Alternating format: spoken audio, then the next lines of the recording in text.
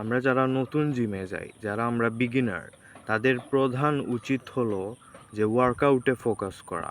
আমরা প্রথমেই জিমে গিয়ে ভাবি যে আমরা জিমে জিমের শ্যুজ কিনতে হবে, জিমের একটা টি শার্ট কিনতে হবে, তারপর জিমের রিস্ট ব্যান্ড কিনতে হবে, অনেক কিছু কিনতে হবে, বা ক্রিটিন প্রোটিন কনজিউম করতে হবে। এই সব অ্যানালাইসিস করতে করতে আমাদের আর ওয়ার্কআউট করা হয় না।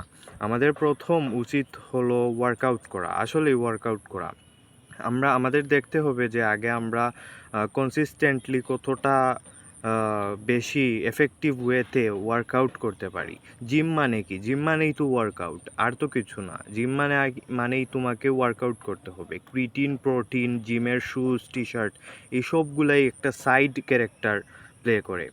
এগুলো অত বেশিও ইম্পর্ট্যান্ট না যতটা আমরা এইটাকে বানাই ফেলি যে আমাদের ইনস্টাগ্রামে স্টোরি রিল আপলোড করতে হবে, জিম শ্যুজ থাকতে হবে, এবং আমরা ক্রিটিন প্রোটিন কনজিউম করলে অনেক তাড়াতাড়ি বডি বানিয়ে ফেলবো।